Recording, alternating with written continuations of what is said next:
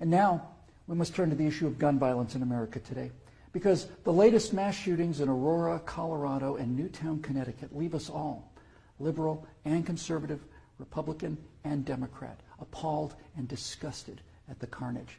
Now, some people, and that includes many of you in this room tonight, want to place the blame for this horror on things like 30-round magazines or semi-automatic rifles. We want to blame something, anything that we can control. But what we really want to ban is violence and murder and insanity.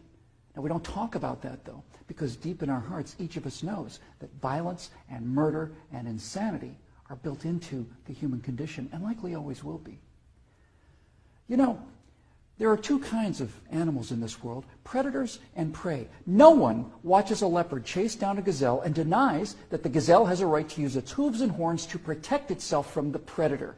But there are people in this room tonight and all across the country who would deny that same right to self-defense to other human beings. Such people seem to think that the way to stop the leopard is to cut the horns off of the gazelle, that by somehow making it easier for the predator will simply go away. My friends, this is insane. When you make it easier for the predator, you get more predators. So let's start with the so-called assault weapons, more properly known as semi-automatic rifles. In 2011, the total firearm murders came to 8,583, according to the FBI. Now, during that time, the total murders committed by rifles, all rifles, not just semi-automatic rifles, were 323. That's 3% of all murders. Hammers and clubs kill half again as many people as rifles. Hands and feet murder twice as many. And knives kill 5 times more Americans than all rifles combined. Preventable medical errors kill about 98,000 people per year. Medical malpractice kills more than 12 times as many people as are murdered in the U.S. each year. That's more than 300 times the number killed by all rifles, not just the so-called assault rifles. And yet, no one talks about limits on hammers or knives or doctors or hospitals. No one does that because the good we perceive from hammers and knives and doctors far outweigh their perceived harm. And yet, studies show that firearms prevent anywhere from 800,000 to over 2 million violent crimes every year. The lowest estimate means that 100 times more violent crimes were prevented with firearms than the total murders committed with firearms. That's 100 times as many. Now, in October of 2007, Amanda Collins was walking to her car after a night class at the University of Nevada at Reno. Amanda had a concealed carry permit for her 9mm Glock that she carried for self-defense. Unfortunately for Amanda, UNR is, like most college campuses, a gun-free zone. So, like the law-abiding citizen that she is, she did not have her gun with her in this gun-free zone when she was attacked by James Bila.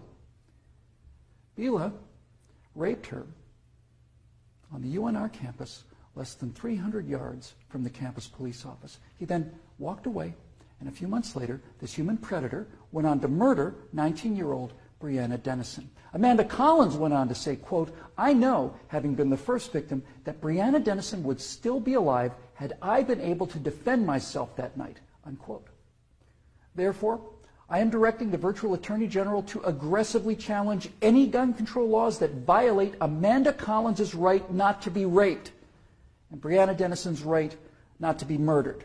You're not forced to abandon your First Amendment right when you enter Chicago or New York, or your Fifth Amendment rights when you walk onto a college campus. As virtual president, I will veto on the spot, without hesitation, but with a great deal of pleasure, any and all attempts to destroy any of the Bill of Rights, of the Constitution of the United States of America.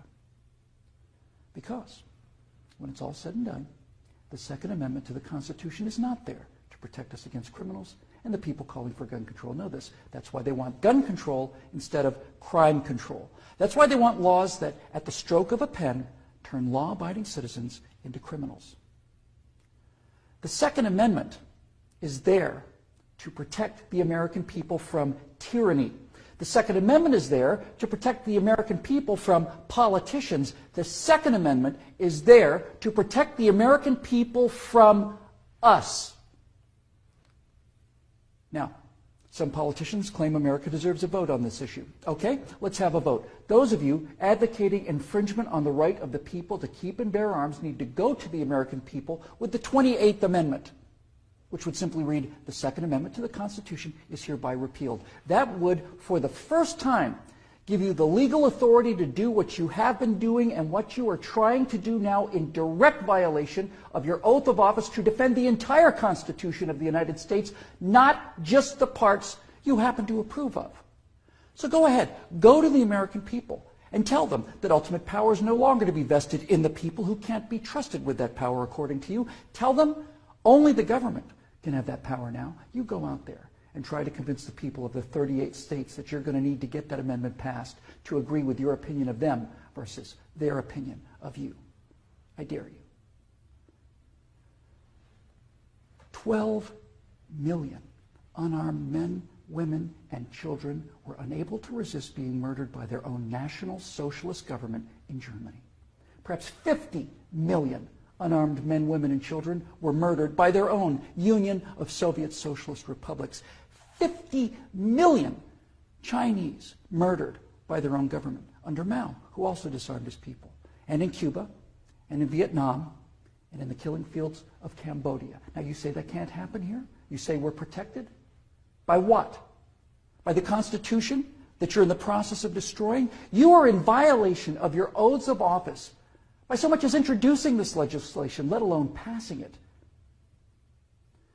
My fellow Americans, the previous inhabitants of this chamber watched as 100 million people were murdered after being disarmed by their own governments. Every single one of those men, women, and children were as real and precious and irreplaceable as the children at Newtown.